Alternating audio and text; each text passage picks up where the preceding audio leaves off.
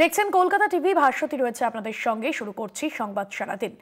ইমিউনারেশন form ভর্তির কাজ হাতে আর দুদিন। এসআইআর সরজমিনে কমিশনে উচ্চ পর্যায়ের বৈঠক। প্রেসিডেন্সি বর্ধমান, মেদিনীপুর, মালদহ, জলপাইগুড়ি 5 ডিভিশনে নিযুক্ত পর্যবেক্ষকদের সঙ্গে আলোচনা মুখ্য নির্বাচনী আধিকারিকের। এসআইআরে এখনো পর্যন্ত 57 লক্ষ নাম বাদ গিয়েছে। খসড়া ভোটার তালিকায় থাকবে না এই 57 লক্ষের নাম। নির্বাচন কমিশন থেকে রয়েছেন সরাসরি আমাদের প্রতিনিধি সত্যসুন্দর ভট্টাচার্য। সত্যসুন্দর, এখনো পর্যন্ত নির্বাচন কমিশন যে হিসেব দিয়েছে, যে পরিসংখ্যান সামনে এসেছে, কি পরিসংখ্যান, কি জানা যাচ্ছে? দেখো, প্রথমেই তোমাকে জানিয়ে রাখি যে এনুমারেশন ফর্ম জমা দেওয়ার ক্ষেত্রে বা ডিজিটাইজেশন সম্পূর্ণ করার ক্ষেত্রে কিন্তু আগামীকাল হলো ডেডলাইন। যেটা গত 4 ডিসেম্বর ছিল, সেটা 7 দিন বাড়ানো হয়েছে 11 ডিসেম্বর, অর্থাৎ আজকে সারাদিন এবং আগামীকাল কিন্তু শেষ দিন এনুমারেশন ফর্ম জমা দেওয়ার। এখনো পর্যন্ত কমিশন সূত্রে যে খবর জানা যাচ্ছে যে এই ডিজিটাইজেশনের কাজ একেবারে শেষ পর্যায়ে। কেননা গতকাল যে তথ্য নির্বাচন কমিশন জানিয়েছিল তাতে 99.75% ডিজিটাইজেশনের কাজ ইতিমধ্যেই সম্পূর্ণ হয়ে গিয়েছে। এরই মধ্যে রাজ্যে এসেছেন কেন্দ্রীয় সরকারের বিভিন্ন মন্ত্রকের যে সমস্ত আইএএস আধিকারিকরা রয়েছেন। এই 5 জন আইএএস আধিকারিককে রাজ্যের বিশেষ পর্যবেক্ষক হিসেবে নিয়োগ করেছে জাতীয় নির্বাচন কমিশন এবং তাদেরকে ডিভিশন ভাগ করে দেওয়া হয়েছে। একেবারে উত্তরবঙ্গ থেকে যদি ধরা যায় তাহলে জলপাইগুড়ি ডিভিশন, জলপাইগুড়ির পর মালদা ডিভিশন, এছাড়া বর্ধমান ডিভিশন, মেদিনীপুর ডিভিশন এবং প্রেসিডেন্সি ডিভিশন। এই 5 ডিভিশনের জন্য আলাদা আলাদা 5 জন বিশেষ পর্যবেক্ষককে নিয়োগ করেছে। ইতিমধ্যেই তারা সিইও দফতরে, অর্থাৎ রাজ্যের মুখ্য নির্বাচনী আধিকারিকের দফতরে উপস্থিত হয়েছেন এবং তারা একটি বৈঠকে যোগ দিয়েছেন। ইতিমধ্যেই দুপুর 1:30 থেকে একটি বৈঠক শুরু হয়েছে। সেই বৈঠকে রয়েছেন রাজ্যের মুখ্য নির্বাচনী আধিকারিক। এছাড়াও রাজ্যের জন্য নিযুক্ত বিশেষ পর্যবেক্ষক যিনি রয়েছেন সুব্রত গুপ্ত, তিনিও রয়েছেন এই বৈঠকে। জেলাভিত্তিক যে সমস্ত পর্যবেক্ষকদের নিয়োগ করা হয়েছে তারাও আজকের বৈঠকে রয়েছেন। ফলে সামগ্রিকভাবে জাতীয় নির্বাচন কমিশন থেকে কিন্তু এর আগে বিভিন্ন তথ্য পাওয়া গিয়েছে এবং সেই তথ্য তারা সিইও দফতরে পাঠিয়েছে এবং সেই যে তথ্য তারা পাঠিয়েছে সেই তথ্যের মধ্যে তারা বিভিন্ন জায়গা থেকে, যেরকম রেজিস্ট্রার জেনারেল অফ ইন্ডিয়া, এছাড়াও আধার কর্তৃপক্ষ, এদের কাছ থেকে মৃত ভোটার সম্পর্কিত বেশ কিছু তথ্য তারা পেয়েছে। ইতিমধ্যেই রাজ্যে যে ম্যাপিংয়ের কাজ হয়েছে, বিএলওরা যে ফিজিক্যাল ভেরিফিকেশন করেছেন, বাড়িতে বাড়িতে গিয়ে এনুমারেশন ফর্ম সংগ্রহ করেছেন, সেখানে ডিজিটাইজেশন করেছেন, তাতে যে ফিগারটা সামনে এসেছে তাতে 57 লক্ষ ভোটার বা যে খসড়া ভোটার তালিকা আগামী 16 ডিসেম্বর প্রকাশিত হতে চলেছে, সেই খসড়া ভোটার তালিকা থেকে বাদ যেতে চলেছেন 57 লক্ষ ভোটার। তার মধ্যে এখনো পর্যন্ত যা খবর তাতে 24 লক্ষ মৃত ভোটার রয়েছে। ফলে খুব স্বাভাবিকভাবেই নির্বাচন কমিশন থেকে যে তথ্য এসেছে সেই সংখ্যাটা কিন্তু আরও অনেকটা বেশি। তারাই রেজিস্ট্রার জেনারেল অফ ইন্ডিয়া অর্থাৎ আরজিআই এবং আধার কর্তৃপক্ষের থেকে যে তথ্য পেয়েছে তাতে দেখা যাচ্ছে যে এরকম এই সংখ্যাটা কিন্তু আরও অনেক বেশি। ফলে শুনানি এড়াতে তারা চাইছেন যে রিচেকিংয়ের, ইতিমধ্যেই বিএলওদের বলা হয়েছে তাদের যে অ্যাপ দেওয়া হয়েছে সেখানেও কিন্তু নির্দিষ্টভাবে যাতে রিচেকিং করা হয়। প্রয়োজনে বাড়িতে বাড়িতে একেবারে শেষ পর্যায়ে গিয়ে যেখানে কনফিউশন রয়েছে বা যেখানে কোনো রকম সংশয় রয়েছে সেই নির্দিষ্ট ভোটার সম্পর্কিত, সেই তার তথ্য যেন রিচেক করা হয়। একদিকে যেরকম বিএলওরা করবেন, তার পাশাপাশি ইআরওরা করবেন।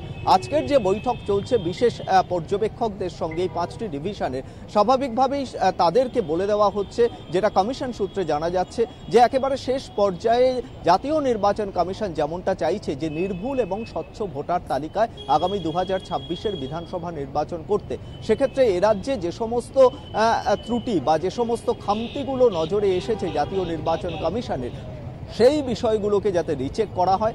প্রয়োজনে ইআরওদের সঙ্গে কথা বলা বা জেলা নির্বাচনী আধিকারিক যারা রয়েছেন, জেলা শাসক, তাদের সঙ্গেও কথা বলে পরিস্থিতি বুঝে যাতে এই রিচেকিংয়ের কাজ আগামী 16 ডিসেম্বরের মধ্যে সম্পূর্ণ করে ফেলা যায়। কেননা খসড়া ভোটার তালিকায় যাতে কোনো অবৈধ ভোটার না থাকে সেই বিষয়টি নিশ্চিত করতে চাইছে নির্বাচন কমিশন এবং তার পাশাপাশি কমিশন চাইছে যে কোনো বৈধ ভোটার যিনি ভোট দেওয়ার জন্য যার প্রয়োজনীয় নথি রয়েছে, যিনি এনুমারেশন ফর্ম পূরণ করেছেন, এরকম কোনো বৈধ ভোটার যাতে এই খসড়া ভোটার তালিকা থেকে বাদ না যায়। স্বাভাবিকভাবেই এটা চেকিং করতে গেলে যে 5 জন কেন্দ্রীয় সরকারের তরফে যে তারা আধিকারিক, সেই সরকারের আধিকারিকদের এই যে জাতীয় নির্বাচন কমিশন নিয়োগ করেছে তাদের কাজ কিন্তু নজরদারি, বিশেষ করে শেষ পর্যায়ে যে নজরদারির কাজ, সেই নজরদারির জন্যই তাদেরকে নিয়ে আসা হয়েছে। আজকের বৈঠকেও খুব স্বাভাবিকভাবেই সেই নজরদারি যাতে আরও কিভাবে বাড়ানো যায় এবং সেখানে নির্ভুল এবং স্বচ্ছ ভোটার তালিকা তৈরি কিন্তু মূল উদ্দেশ্য জাতীয় নির্বাচন কমিশনের, এবং সেই লক্ষ্যে ইতিমধ্যেই যে তথ্যগুলো আরজিআই রেজিস্ট্রার জেনারেল অফ ইন্ডিয়া বা আধার কর্তৃপক্ষের থেকে দেওয়া হয়েছে তার সঙ্গে কিন্তু মিলিয়ে দেখা হচ্ছে। অনেক ক্ষেত্রেই দেখা যাচ্ছে যে বিশেষ করে সীমান্তবর্তী বেশ কয়েকটি জেলার ক্ষেত্রে নজরে এসেছে নির্বাচন কমিশনের যে বেশ কিছু যে নথি বা যে সমস্ত তথ্য এনুমারেশন ফর্মে দেওয়া হয়েছে সেগুলো কিন্তু ম্যাপিংয়ের ক্ষেত্রে দেখা যাচ্ছে বেশ কিছু গরমিল রয়েছে। ফলে এই বিষয়গুলোকে রিচেকিংয়ের মাধ্যমে যাতে স্বচ্ছতা বজায় রাখা যায় সেটাই চাইছেন নির্বাচন কমিশন, এবং সেই লক্ষ্যেই কিন্তু আজকের বৈঠক যথেষ্ট গুরুত্বপূর্ণ, যা ইতিমধ্যেই দুপুর 1:30 থেকে শুরু হয়েছে এবং আরও বেশ কিছুক্ষণ চলবে। স্বাভাবিকভাবেই যে পর্যবেক্ষকরা বিভিন্ন ডিভিশনের দায়িত্বে রয়েছেন তাদের কাছে নির্দেশ দেওয়া হবে বা তাদেরকে বলা হবে যে তাদের জন্য যে নির্দিষ্ট ডিভিশনগুলো রয়েছে সেই ডিভিশনের প্রত্যেকটি ডিভিশনে যাতে ভোটার তালিকা, বিশেষ করে ভোটার তালিকায় যেন ত্রুটিপূর্ণ থাকে, সেখানে প্রয়োজনে তারা ডিইওদের সঙ্গে পরামর্শ করবেন বা সেখানে সংশ্লিষ্ট যারা ইয়ারও রয়েছেন তাদের সঙ্গেও প্রয়োজনে কথা বলে যাতে এই নির্ভুল ভোটার তালিকা তৈরি করা যায়, সেই লক্ষ্যেই কিন্তু আজকের এই বৈঠক ইতিমধ্যেই শুরু হয়েছে এবং আরও বেশ কিছুক্ষণ এই বৈঠক চলবে। একদমই সঙ্গে থাকো সত্য সুন্দর।